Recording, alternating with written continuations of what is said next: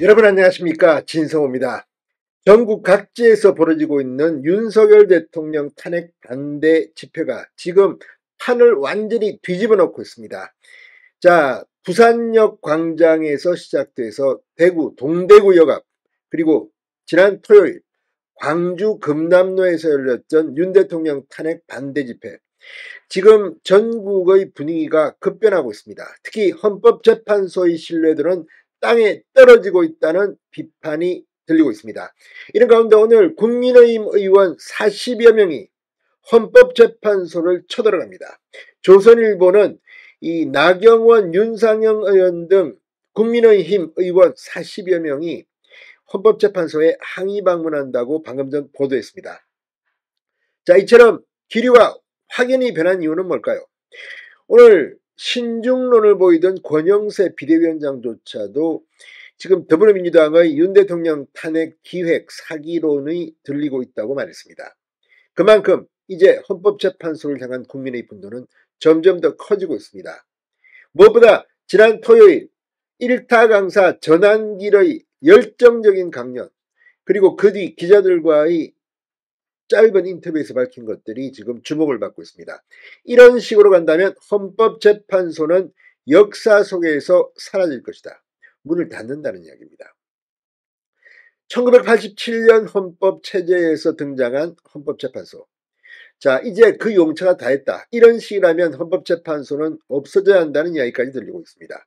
문영배 헌법재판소장 권한대, 사법연수원 동기인 이재명 더불어민주당 대표, 조급함과 성급함과 오만 방자미, 오늘의 사태를 키웠다는 겁니다.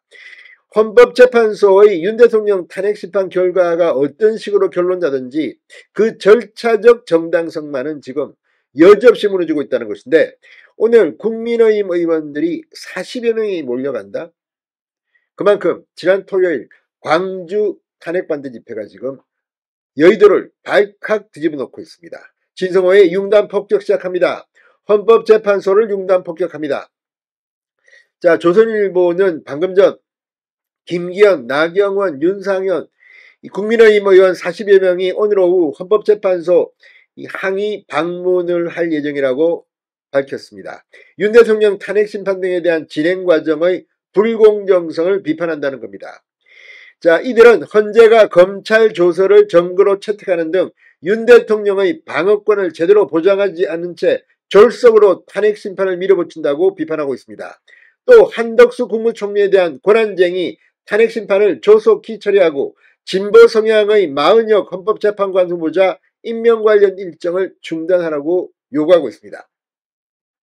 김대식 국민의힘 원내수석 대변인은 헌재에 대한 과도한 압박이라는 지적이 나온다는 말에 의원 개개인이 가는 것은 그동안 헌재가 너무 속도전을 벌였고 신중함을 잃었다고 판단했기 때문이다.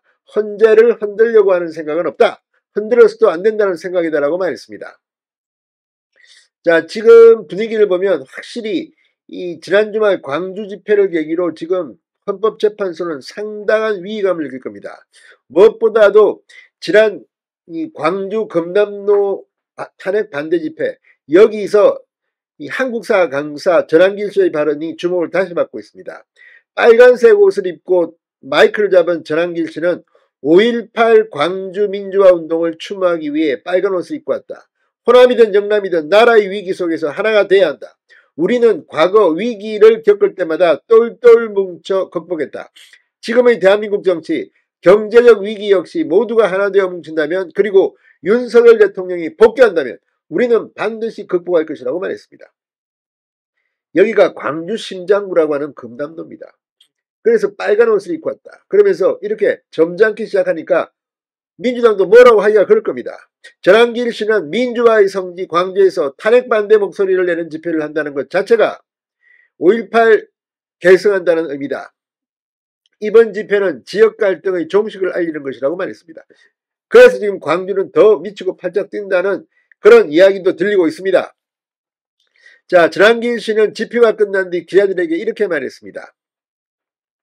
이번 광주 집회는 한국의 고질적인 지역 갈등의 종식을 뜻한다. 향후 개헌이 된다면 5.18 정신도 헌법 전문에 수록해야 한다고 주장했습니다. 이런 전환길인데도 탄핵은 반대라는 겁니다. 그러니까 민주당이 지금 할 말을 잊고 있는 것 아니냐. 게다가 엊그제 이 토요일날 집회에서 무슨 사고라도 났다면 뭐가 이 부적절한 일이 일어났다면 또 그걸 물고 뜯고 날릴 텐데 오히려 탄핵 찬성 집회에서는 부적절한 일이 일어났습니다. 이걸 보면 완전히 지난 광주 집회가 분위기를 뒤집고 있는 건 분명해 보입니다. 무엇보다 전환길 씨는 헌법재판소를 비판했습니다. 헌재가 국민의 뜻을 보고 있다. 왜? 윤 대통령의 탄핵 심판 추가기를 정했기 때문입니다. 대통령의 지지율이 오르고 탄핵 반대 집회가 많아지니 헌법재판소가 눈치를 보고 있다. 국민의 뜻을 저버릴 수 없어 탄핵은 기각될 것이라고 말했습니다. 헌재가 탄핵 인용 결정을 내릴 경우 어떻게 할 것인지를 묻자 이 한 번 던져서라도 행동에 나서겠다.